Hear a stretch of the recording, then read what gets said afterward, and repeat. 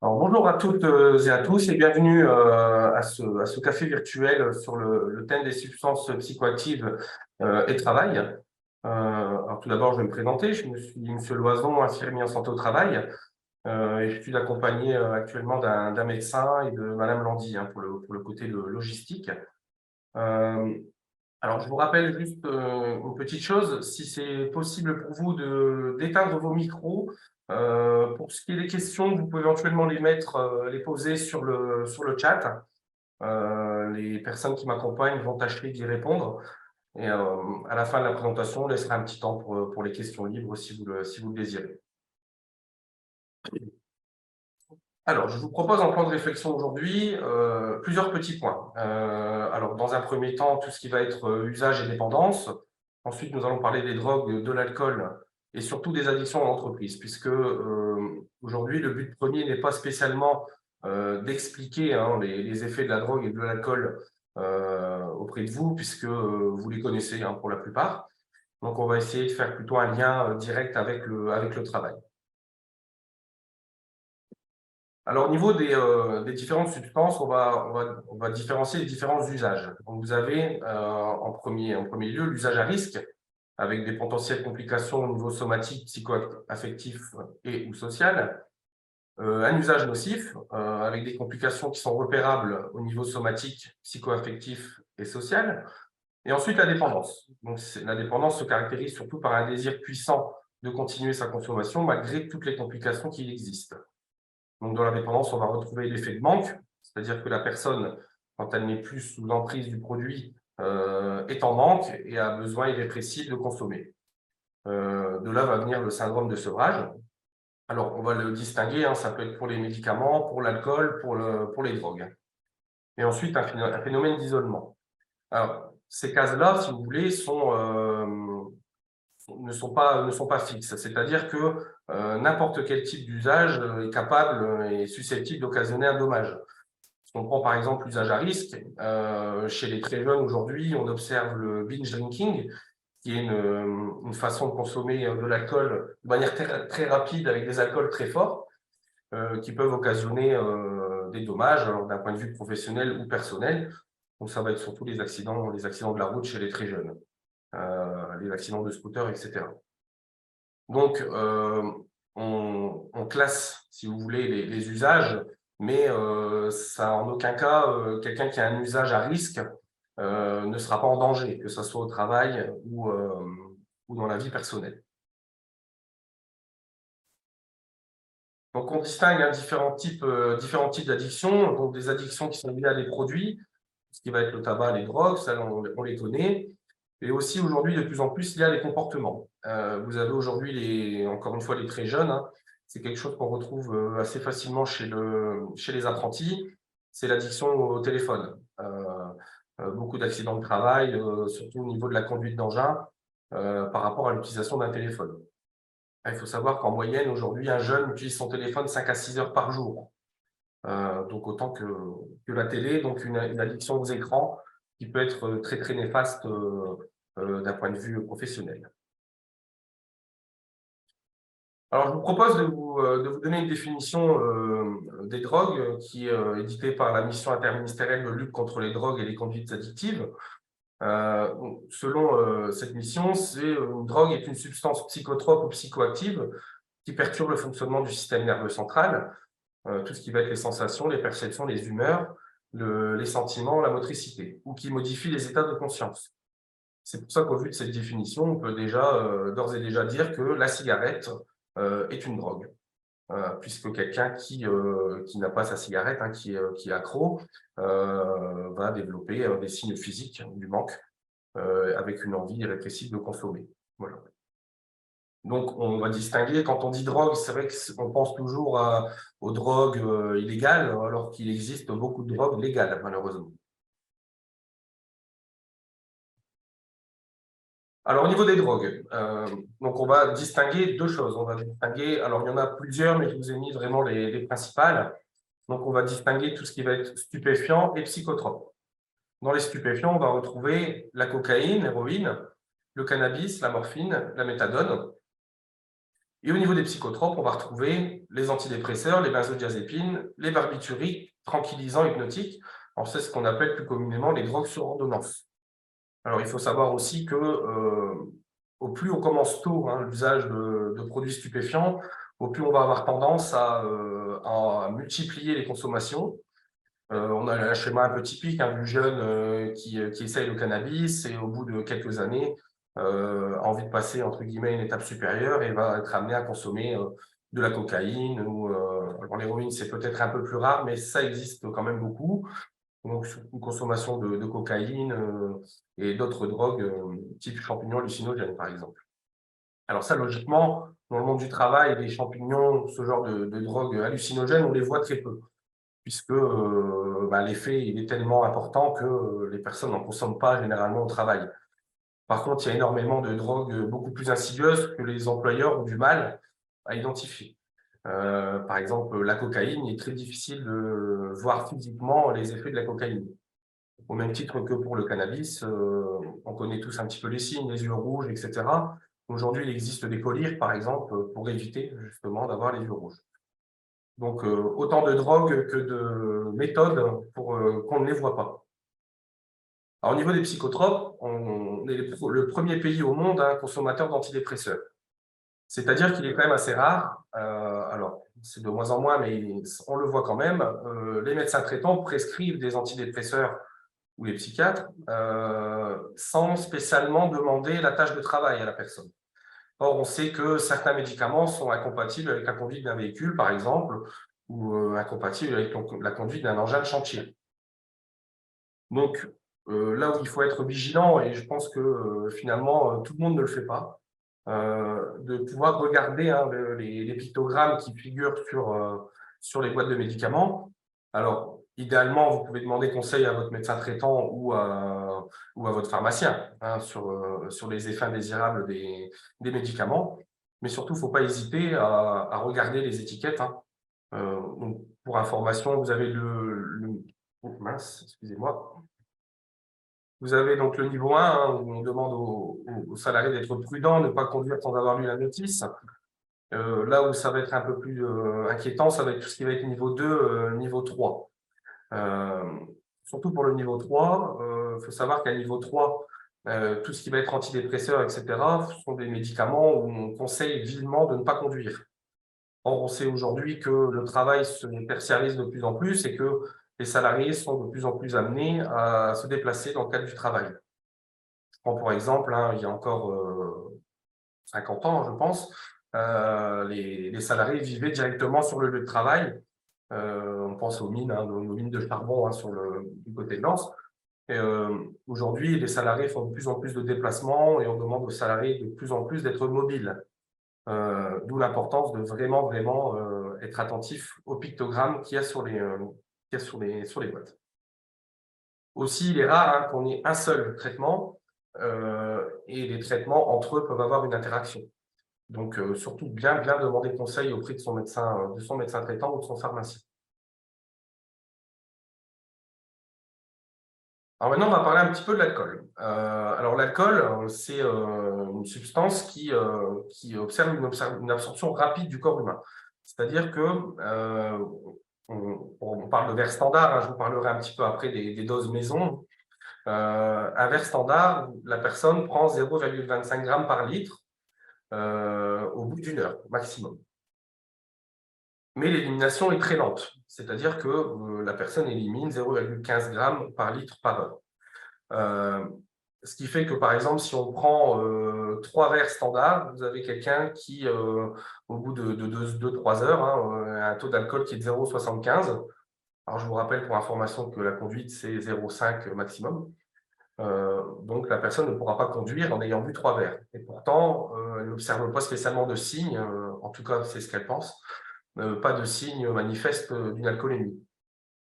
Sauf qu'on sait aussi que les réflexes sont très amoindris quand on consomme de l'alcool et surtout au-dessus de 0,5 grammes par litre de sang. Donc, je vous fais un petit rappel très bref sur les recommandations de la Haute Autorité de Santé qui conseille de ne pas boire plus de 10 verres standards par semaine, pas d'un coup, et pas plus de 2 verres par jour. On peut même considérer qu'il serait nécessaire d'avoir ce qu'on appelle une fenêtre thérapeutique de 1 à 2 journées par semaine où il n'y a pas du tout de consommation. Alors, je vous rappelle un petit peu les doses standards. Un ballon de vin à 12 degrés, 10 centilitres. Alors ça, les verres sont généralement assez standards. Donc, généralement, la dose standard est plus ou moins respectée. Après, à noter aussi qu'il y a les vins n'ont pas tous la même intensité, n'ont pas le même degré d'alcool. Vous avez des vins qui sont plutôt à 9 degrés, comme des vins qui sont plutôt à 13-14. Ensuite, on a le verre de pastis et le verre de whisky et l'apéritif. Ça, les doses standards sont très, très rarement respectées.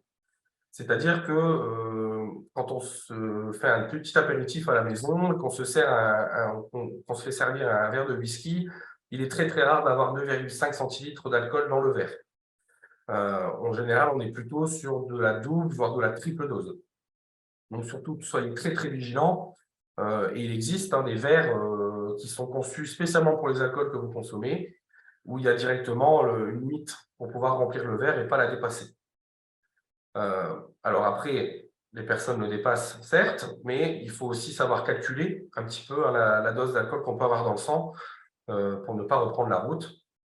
Et après, bon, dans le cadre du travail, c'est un peu plus spécifique, on en parlera juste après. Au niveau de la coupe de champagne, pareil, c'est un peu comme le vin, vous avez des doses qui sont quand même relativement standardisées par la taille des verres, finalement. Par contre, là, en tant que Dunkerquois, on va vous parler un petit peu de la bière. On parle de 25 centilitres d'une bière à 5 degrés. Or, il est rare à Dunkerque qu'on boit de la bière à 5 degrés. Si vous prenez par exemple une bière assez connue qui est la Pédieu, c'est une bière qui est à 10 degrés, qui ne se vend pas en canette de 25 centilitres.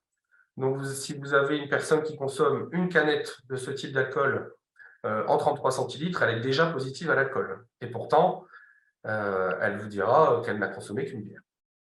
Alors, en soi, c'est vrai, elle n'a consommé qu'une bière, mais par rapport à la dose standard recommandée par la Haute Autorité de Santé, finalement, on s'aperçoit qu'on n'y est pas du tout. Donc, attention aux doses maison. Vous pouvez même faire le test à la maison, éventuellement d'un verre doseur. Pour ceux qui font un peu de cuisine, vous avez des verres doseurs, vous pouvez tout à fait quantifier un petit peu et savoir se remettre en question, peut-être quelque part, des doses qu'on peut se servir à la maison. Et puis, on vous recommande aussi éventuellement d'avoir un alcotest dans la voiture, sait-on jamais si vous avez un petit doute. Alors, au niveau des effets de l'alcool et des drogues, alors on les a un peu regroupés, parce que finalement, ils se recoupent. Et on se rend compte aussi que les personnes qui consomment de la drogue sont souvent des personnes qui consomment aussi de l'alcool en même temps. Donc, on a aussi une interaction entre les produits au niveau de la prise. Alors, au niveau des effets, on va retrouver des effets au niveau professionnel, tout ce qui va être baisse de vigilance, des accidents de travail, dont l'accident de trajet. Donc, je vous rappelle que l'accident de trajet, c'est la première cause de décès au travail. Ensuite, on a la conduite d'engin et le travail en hauteur. Alors, ça ne veut pas dire que quand on fait un travail plutôt tertiaire, on peut se permettre de consommer, on verra après. Bien entendu, c'est de la responsabilité de chacun. Ensuite, on va observer des effets au niveau de la santé. Une augmentation du rythme cardiaque, et je pense que le meilleur exemple, c'est la cigarette. Vous avez des personnes, quand elles sont énervées, vont dire je vais consommer une cigarette, ça va me calmer. En fait, c'est un leurre au niveau du cerveau. C'est-à-dire que fumer une cigarette augmente le rythme cardiaque. Donc, en aucun cas, ça calme, quelque part. Mais c'est voilà, c'est la symbolique aussi qu'il y a derrière d'aller prendre l'air, finalement. Et on se rend compte que si on allait prendre l'air même sans fumer, finalement, peut-être qu'on serait un peu moins énervé. Ensuite, on va avoir la dépression. C'est-à-dire que c'est un cercle vicieux. Vous avez la personne qui va consommer à outrance, qui va avoir des difficultés au travail, qui va avoir des difficultés personnelles, notamment au niveau du couple, et ça va amener une dépression. Et la dépression va majorer la consommation des substances. Ensuite, on va avoir des personnes qui sont insomniaques. Alors, vous allez par exemple avoir la personne qui consomme de l'alcool parce qu'elle va dire qu'elle a des difficultés à dormir, par exemple. Alors, il est sûr que quand on est très alcoolisé, pour s'endormir, c'est plutôt simple. Mais finalement, on s'aperçoit que le sommeil va être haché, que la personne, en fait, ne récupère pas. Elle récupère uniquement le côté physique, c'est-à-dire que si elle a dormi quelques heures, même en étant alcoolisée, elle va réussir à se réveiller le lendemain et à marcher. Donc, la fatigue physique est récupérée. Mais la fatigue psychologique, elle, en aucun cas n'est récupérée. puisque, sans vous faire le petit train du sommeil, mais en fait, vous ne rentrez pas dans la phase du sommeil qui est réparatrice au niveau mental. Donc, encore une fois, c'est un leurre au niveau du cerveau.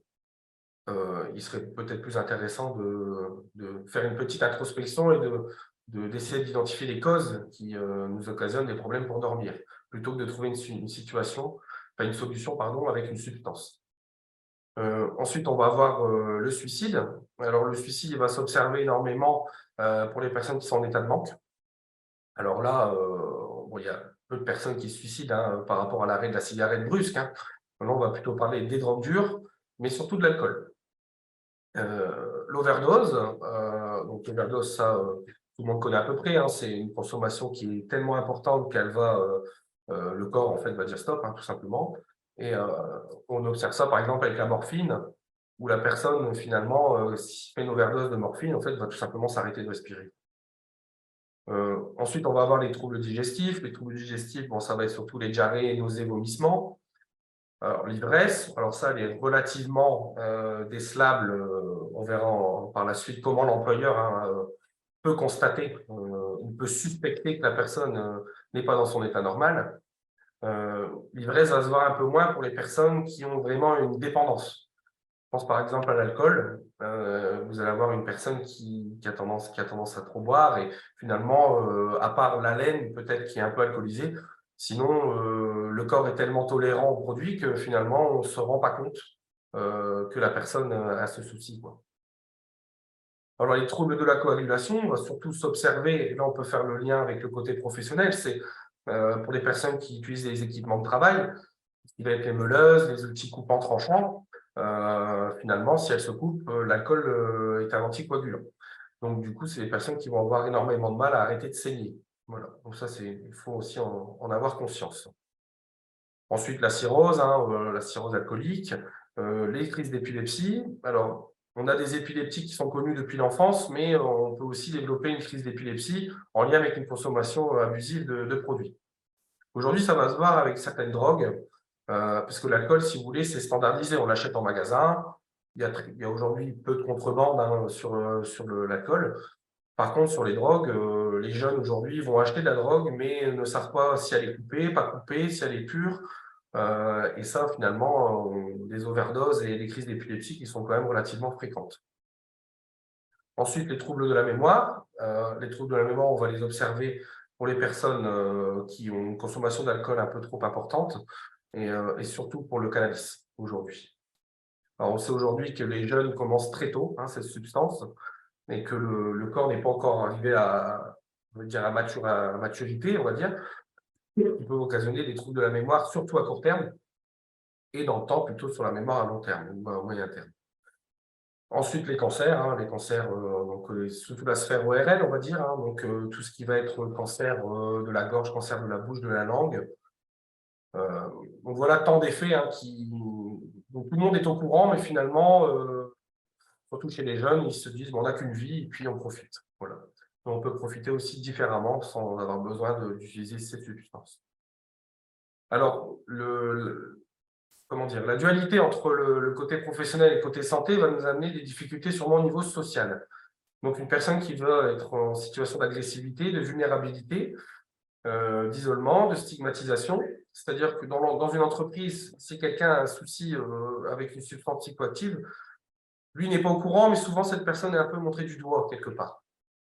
Et ça va renforcer le sentiment d'isolement au niveau de l'entreprise et occasionner une dépression, ce genre de choses. Alors, la perte du permis de conduire, ça va être, là, on va dire, le côté plutôt perso, ou alors se faire arrêter tout simplement en allant ou en quittant du travail. Et ce qui serait très problématique, c'est au niveau de la conduite d'engin. Puisque quand on conduit une chargeuse ou un chariot élévateur, il n'est pas si simple que ça de conduire ce type de véhicule et on doit être attentif vraiment à tout moment, quoi. Et ensuite, la violence. Alors ça, encore une fois, les personnes qui consomment au travail, logiquement, on en parle très peu et ne sont pas des personnes qui sont spécialement violentes. Par contre, dès l'instant où l'employeur va mettre des choses en place dans l'entreprise et va pointer que ce salarié a une conduite addictive, là, on pourrait se retrouver à un phénomène plutôt de violence. Alors, que dit le droit dans tout ça? Puisque finalement, tout ce que je vous ai dit là jusqu'à présent, dans les grandes lignes, vous le savez. Là, on va essayer de faire un peu le lien avec le côté vraiment professionnel. Donc, je vous rappelle qu'il existe deux sortes de responsabilités qui incombent à l'employeur ou au salarié, peu importe. Vous avez la responsabilité pénale et civile. C'est-à-dire que quand vous êtes au travail, et le trajet en fait partie, vous êtes sous la responsabilité civile de votre employeur. C'est-à-dire que le moindre dommage, puisque la responsabilité civile couvre le dommage, la responsabilité civile, elle incombe directement à l'employeur, dès l'instant où vous êtes sur votre lieu de travail ou sur le trajet. D'ailleurs, on est tous assurés, hein, on a tous une responsabilité civile. Et je vais vous donner un exemple tout bête. Quand vous mettez vos enfants à l'école et ils sont sous la responsabilité civile de l'école. Donc, si votre enfant casse les lunettes d'un autre enfant à l'école, logiquement, c'est à la responsabilité civile de l'école de prendre en charge et pas la vôtre. Et finalement, c'est quelque chose qui est très peu fait. Ensuite, on a la responsabilité pénale, c'est-à-dire que la responsabilité pénale, c'est par rapport à une infraction à la loi. Et ça, on ne peut pas l'assurer. Je ne peux pas prendre une assurance pour aller voler une voiture. Enfin, voilà. Donc, chacun doit rendre compte de ses actes auprès de la justice s'il y a besoin. Et il faut savoir que l'employeur et le salarié, alors la responsabilité civile, c'est vraiment typique employeur, et vous avez la responsabilité pénale qui incombe à l'employeur et au salarié. Voilà. Donc, on verra ensemble par la suite comment on peut articuler tout ça. Donc, bien entendu, chacun est responsable. C'est-à-dire que dans les entreprises, on s'aperçoit, beaucoup de salariés vont dire « c'est pas mon problème, c'est la responsabilité de mon employeur ». Sauf que ce n'est pas ce que nous dit le Code du travail. Alors, je vous fais un petit rappel législatif sur le Code du travail, article L4122-1. Donc là, c'est plutôt côté salarié. Donc, il incombe à chaque travailleur de prendre soin, en fonction de sa formation et selon ses possibilités, de sa santé, de sa sécurité, ainsi que celle des autres personnes concernées par ses actes ou ses omissions au travail. Alors, bien entendu, les salariés vont répondre tout de suite qu'ils ne veulent pas faire de délation. Je ne suis pas trop d'accord avec ça, puisque finalement, on travaille pour vivre, on ne vit pas pour travailler. Il est impensable, si on peut l'éviter, de se faire écraser par un collègue qui aurait consommé. Donc, bien entendu, ce n'est pas simple pour le salarié de signaler ce genre de choses-là, mais le Code du travail nous dit bien que le salarié, s'il observe quelque chose, en fait, doit prévenir son supérieur. On va voir pourquoi. Et on ne peut pas le faire à outrance pour n'importe quel motif. Voilà. Ensuite, au niveau de l'employeur, que nous dit l'article 4121-1 du Code du travail, l'employeur prend les mesures nécessaires pour assurer la sécurité et protéger la santé physique et mentale des travailleurs. Alors, tout simplement, l'employeur est responsable de la santé et de la sécurité des personnes. Donc, ces mesures comprennent des actions de prévention des risques professionnels, des actions d'information et de formation, et la mise en place d'une organisation et de moyens adaptés. Alors, qu'est-ce que ça veut dire concrètement?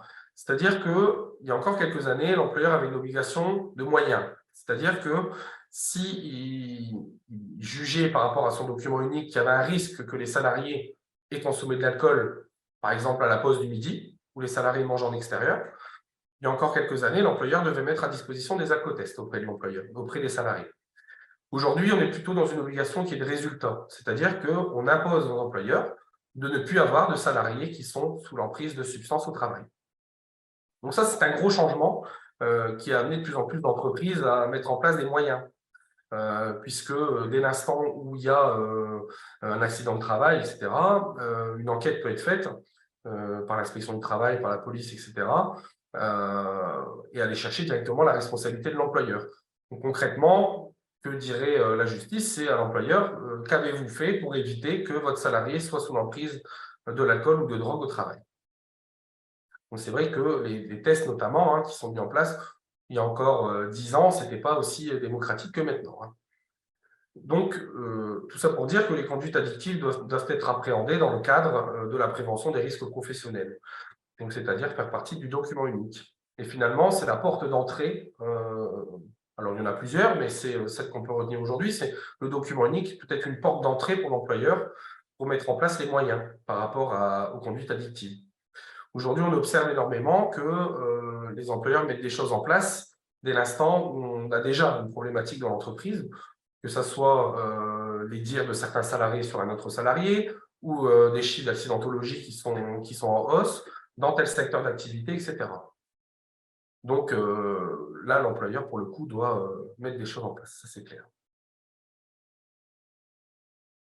Alors, comment gérer un salarié dans un état anormal? Alors, là, on va insister énormément sur ce point, c'est que l'employeur ne peut pas, aujourd'hui, sans certaines choses, affirmer que son salarié soit sous l'emprise d'un état alcoolique ou sous drogue. On va déjà parler d'un salarié qui est dans un état anormal. Donc attention, pas de conclusion hâtive, on parle de constater un trouble aigu du comportement. Ça sera encore plus difficile pour quelqu'un qui a une addiction, une dépendance bien installée, où finalement elle a toujours à peu près les mêmes signes. Alors on en parlera après, hein, des signes qu'on peut observer, mais une personne qui a tendance à tituber, par exemple, ou qui a des problèmes de motricité. Il ne serait pas impossible que cette personne-là, ce jour-là, fasse un AVC, par exemple. C'est possible et qu'il ait les mêmes symptômes qu'une alcoolémie. Et ça, c'est un petit peu compliqué, comme je vous dis, pour quelqu'un qui a une dépendance qui est déjà bien instaurée. Donc, en tant qu'employeur, là, c'est vraiment côté employeur comment gérer, hein, le salarié qui est dans un état anormal. On constate un trouble aigu du comportement. Donc, prochainement, hein, sur le site internet du CEDEST, hein, puisque ce document est soumis à validation, le document sera une ébauche, hein, d'un document qui a retravaillé de manière nominative dans les entreprises, sera proposé sur le site internet pour aider à constater un état anormal. Après, il existe, hein, sur la documentation, notamment sur l'INRS, des documents qui font foi de ce qu'est un état anormal. Alors, donc comme je vous disais, l'employeur constate que la personne n'est pas dans son état normal. Donc, pourrait être amené à faire un test d'alcoolémie ou un test salivaire de drogue. Alors, j'insiste, hein, sur le terme salivaire, hein, c'est-à-dire que l'employeur ne peut en aucun cas donner une ordonnance pour faire un bilan sanguin à un salarié qui est suspect de consommer. Donc, le dépistage se fera uniquement si c'est inscrit au règlement intérieur ou par note de service. Alors, le mieux, hein, le plus préférable, s'il y a un règlement intérieur dans l'entreprise, c'est que ça soit inséré au niveau du règlement intérieur. Pourquoi? Parce que dès l'instant où vous modifiez le règlement intérieur, vous le soumettez à l'approbation de l'inspection du travail. Donc, l'employeur est certain de ne pas faire quelque chose d'illégal, puisque c'est en général des démarches, hein, quand il y a des sanctions derrière, qui donnent lieu au prud'homme, hein, clairement. Donc, surtout bien l'inscrire, et même, je dirais même idéalement, avant même de l'inscrire, c'est de faire peut-être des groupes de travail au sein de l'entreprise pour que finalement, la démarche vienne un peu des salariés, peut-être quelque part. Parce que les salariés qui vont vous dire moi, je ne veux pas faire de la délation avec mes collègues, mais est-ce qu'ils ont envie qu'on les écrase avec une chargeuse? Ça, c'est le débat. Donc, l'unique but, hein, du test d'alcool et drogue, c'est de faire cesser une situation dangereuse. Alors, qu'est-ce qu'une situation dangereuse? Ça, vous pouvez aussi le définir, hein. Quand on dit situation dangereuse, il y a aussi l'image de l'entreprise. Si vous avez un poste de commercial qui va en contact client toute la journée et qui est sous l'emprise d'un produit, pour l'image de marque de l'entreprise, etc., ça ne sera pas bénéfique. Mais tout ça, il faut le définir. Et il faut le définir avec les salariés et les inclure dans le processus. Donc, le dépistage va surtout s'opérer pour les postes de sécurité et de sûreté. On retient les principaux, bien sûr, la conduite d'engin, l'utilisation d'équipements de travail. On pourrait prendre l'exemple, si je vous prends un exemple vraiment, vraiment gros, hein, c'est un médecin, par exemple, qui viendrait alcoolisé au travail. Si, pourtant, ne conduit pas d'engin, n'utilise pas d'équipement de travail particulier à part son ordinateur, finalement, il pourrait faire un mauvais choix, une mauvaise décision médicale qui pourrait avoir des effets sur la santé de quelqu'un. Donc ça, on pourrait justifier un dépistage pour cette personne-là, pour ce motif-là. Voilà. Donc là, ce que je veux dire par là, c'est que ce n'est pas uniquement les conducteurs d'engins et ceux qui utilisent des équipements de travail qui peuvent être amenés à faire le test.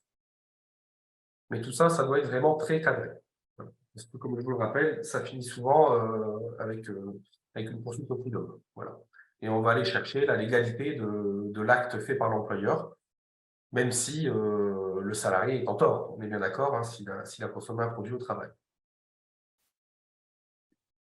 Alors, je vous insiste juste sur un point, c'est que si vous constatez un état normal, que le test soit positif ou négatif, vous avez nécessité de demander un avis médical. Comme je vous le disais tout à l'heure, hein, ça pourrait être un problème qui est neurologique, métabolique, et ça, finalement, on ne demande pas à l'employeur de juger un état médical d'une personne. Il y a vraiment uniquement qu'un médecin qui pourrait le faire. Alors, je vais directement au fait que le médecin du travail, on verra après, n'est pas impliqué dans cette démarche, puisque l'équipe médicale de votre service santé au travail est soumise au secret médical. Donc, tant bien même vous ferez des tests à votre salarié, vous ne pourriez pas avoir les résultats. Donc, il est totalement inutile d'inclure le médecin du travail dans cette démarche, parce qu'on ne pourra pas vous aider. Dans un premier temps, quand vous avez la personne en état normal. On verra après que vous pouvez solliciter la santé au travail par rapport à ces situations. Alors, on y vient. Est-ce que le médecin du travail peut être impliqué dans la démarche? Bien entendu. Alors, tout ce qui va être élaboration du document unique, prise en compte du risque et mise en place des dépistages, le médecin du travail n'est pas impliqué. Pourquoi? Parce que, comme je le disais tout à l'heure, la santé et la sécurité des salariés est assurée par l'employeur en France. Donc, le médecin du travail n'a pas pour vocation d'aider l'entreprise sur ce point particulier. Par contre, et c'est par exemple ce qu'on fait aujourd'hui, vous pouvez solliciter la médecine du travail pour effectuer des actions de prévention, de sensibilisation auprès des salariés. Alors ça, après, je ne peux pas vous donner de discours tout fait sur comment on fait et à quel moment, combien de temps ça dure, ça je ne peux pas vous dire. Là, je vous inviterai à vous rapprocher de votre équipe santé-travail, du CEDEST, pour mettre en place une action éventuelle. Donc, sensibilisation qui est faite au cours, que ce soit par le médecin ou par l'infirmier, pendant les visites médicales. Donc, les visites d'information et de prévention, ce qui est marqué VIP, et les visites d'information sur le suivi individuel renforcé. C'est-à-dire que les équipes médicales qui suivent les salariés opèrent déjà des sensibilisations auprès des salariés. Après, là où c'est difficile, que ce soit pour l'employeur ou pour les services de santé-travail, c'est que finalement, c'est quelque chose qui à la base est dans la sphère plutôt privée, mais qui va avoir une incidence sur le travail. C'est-à-dire que quand je vais faire moi ce type d'action dans les entreprises, quelque chose qu'on me dit souvent, c'est en fait, si l'alcool ça reste longtemps dans le sang, je ne peux pas boire le dimanche. Et c'est ce que je réponds tout le temps. Je ne dis pas que vous ne pouvez pas boire le dimanche, mais vous ne pouvez pas arriver positif le lundi. Là est toute la nuance.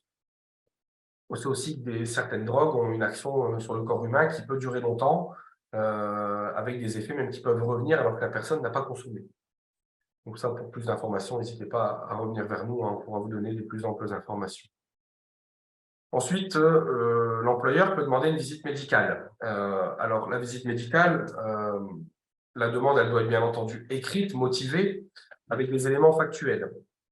C'est-à-dire que le salarié doit absolument avoir accès au courrier et savoir pourquoi il est orienté vers le médecin du travail. À la suite de ça, le médecin va recevoir le salarié et va éditer une fiche d'aptitude qui peut comporter des restrictions, voire même une incapacité temporaire. Donc là, ça va être plutôt pour une démarche de soins, finalement, où le médecin va suivre au plus près la démarche de soins de la personne. C'est-à-dire que l'employeur, il n'a pas besoin de savoir si la personne consomme, consomme pas, ça, tout ça, dans le cadre de la médecine du travail, en tout cas, ça ne sera pas évoqué auprès de l'employeur. C'est-à-dire que faut pas croire que vous pouvez envoyer un salarié pour qu'on puisse le tester et que vous puissiez après le sanctionner. C'est pas du tout ça. Nous, dans la médecine du travail, on n'a pas du tout de pouvoir disciplinaire auprès du salarié. L'employeur, ce qu'il a surtout besoin de savoir, c'est si le salarié peut travailler, ne peut pas travailler temporairement ou peut travailler avec certaines restrictions. Donc ça, voilà, vous n'aurez bien entendu jamais d'information médicale à proprement dit sur un de vos salariés. Et finalement, la consommation de substances psychoactives, psychotropes, relève, comme je vous disais, de la sphère privée et on ne peut pas communiquer à l'employeur des données sur ça. Par contre, lui, l'employeur, lui, il a besoin de savoir voilà, qu'est-ce que mon salarié peut faire ou peut ne pas faire. Voilà. Donc, en conclusion, puisqu'on va aussi laisser place à vos questions, c'est surtout le but d'aujourd'hui, que ce soit un échange. Alors, pour les préventions qui sont faites dans les entreprises, tout ça dépendra de votre équipe santé-travail, de ce que vous voulez aussi passer comme message à vos salariés. C'est-à-dire que, personnellement, quand je vais faire une action dans une entreprise, on parle bien entendu des effets des drogues et de l'alcool. Mais s'ils sont allés au collège, on leur a appris, ils le savent tout ça. Essaie de leur expliquer voilà, les répercussions que tout ça peut avoir sur le côté professionnel, puisqu'on est bien dans le domaine de la santé de travail et non pas de la santé publique. Voilà. Ce qui n'empêche pas de travailler éventuellement avec des partenaires extérieurs. Hein. Donc, en conclusion, je dirais que l'entreprise doit mettre en place l'évaluation et la prévention des conduites addictives dans le document unique d'évaluation des risques professionnels, que le salarié et l'employeur sont responsables et acteurs de la santé au travail, et qu'il convient d'adopter une démarche collective bénéfique à l'image de l'entreprise et qui est de la responsabilité de chacun d'entre vous. Clairement, hein, dans les entreprises, si vous voulez mettre en place les tests de dépistage, je vous conseille, moi, de faire un comité de pilotage hein, avec des groupes de travail, de les faire réfléchir à des situations concrètes, parce qu'aujourd'hui, c'est ça qu'on observe au travail.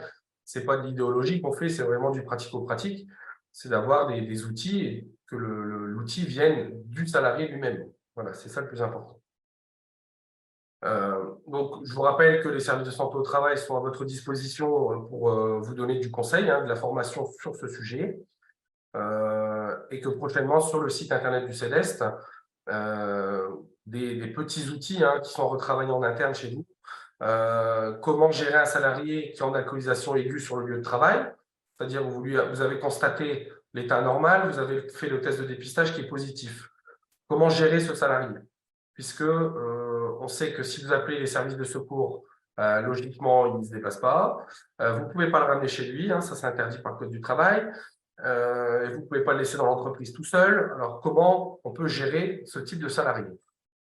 Donc ça, vous aurez prochainement un document hein, qui sera à votre disposition. Surtout, n'hésitez pas hein, à appeler le 15, appeler le SAMU pour avoir un avis médical. Alors, il y a beaucoup de gens qui disent, hein, quand on leur dit ça, oui, mais je ne vais pas encombrer les services de secours, etc. Alors, il faut faire le distinguo avec les urgences. Les gens vont trop aux urgences alors que ce n'est pas une urgence. Par contre, l'avis médical que vous prenez auprès du SAMU, celui-là, c'est justement pour éviter d'encombrer les services d'urgence. Donc, surtout, il ne faut pas hésiter à les solliciter. Et aussi, quand vous appelez le SAMU pour ce type de situation, l'appel est enregistré. Ce qui permet, si jamais il y a un souci après, c'est parce qu'on souhaite, mais ça peut arriver, que la responsabilité de l'employeur, finalement, ne soit pas mise en cause par rapport à ça, puisque l'appel est enregistré et qu'il a demandé un avis médical. Et après, vous aurez sûrement des consignes du médecin du SAMU par rapport à la conduite à tenir vis-à-vis de ce salarié. Donc ensuite, donc on vous proposera un schéma de prise en charge, hein, comme je vous disais, et un exemple, hein, je dis bien un exemple, de constatation d'un état anormal. Donc ça qui vaut que ça soit pour la consommation d'alcool ou de produits stupéfiants ou psychotropes. Puisque je vous le rappelle, hein, vous pouvez avoir aussi des soucis au niveau de l'interprétation hein, des tests qui sont faits, c'est-à-dire que avec l'alcool, hein, grosso modo, il n'y a pas de faux positifs, hein, c'est quasiment impossible.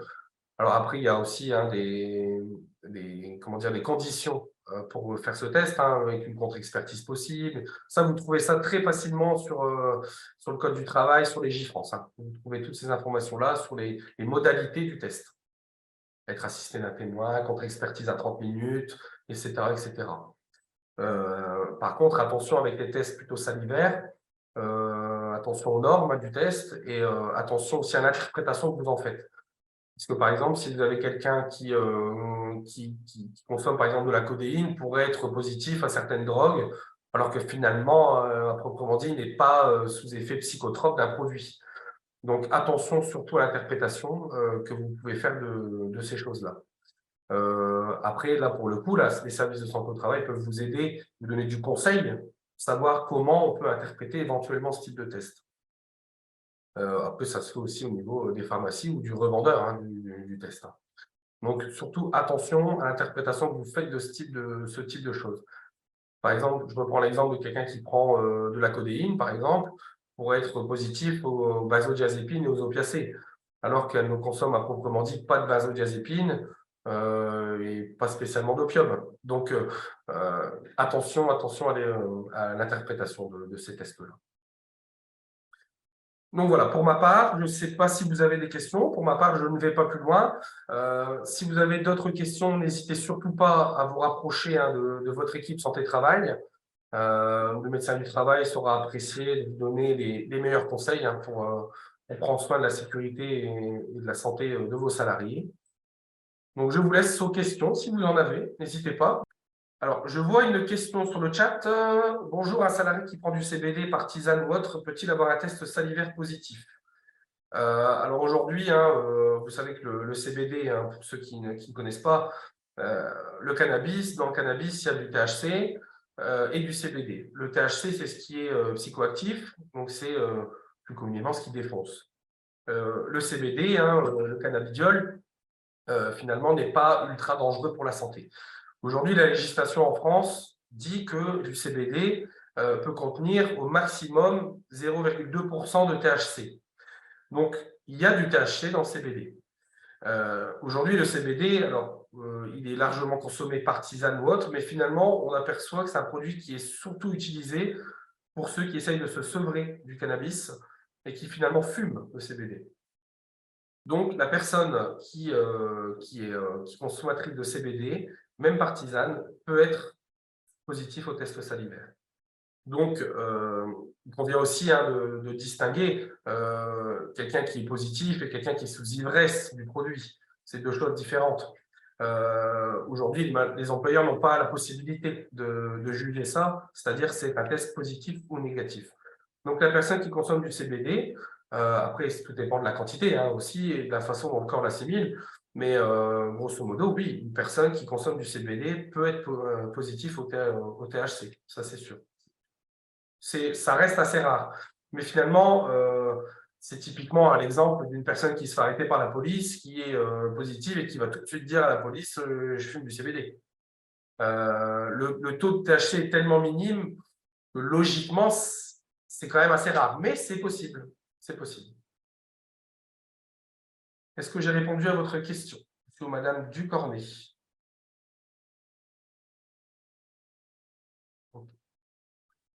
Est-ce que vous avez d'autres questions?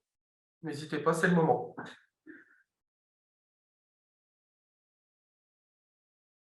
Je pense que c'est bon pour vous. Donc, on va mettre fin à cette intervention. Donc, je vous rappelle, juste n'hésitez pas, les services de santé et travail ont surtout vocation à vous donner de l'information et du conseil, mais en aucun cas, les services de santé au travail peuvent être impliqués dans cette démarche, puisque la santé et la sécurité des salariés sont de la responsabilité pure de l'employeur. Voilà. En attendant, on peut toujours vous donner des conseils, des informations. Je vous souhaite une bonne journée et je vous dis à bientôt. Au revoir.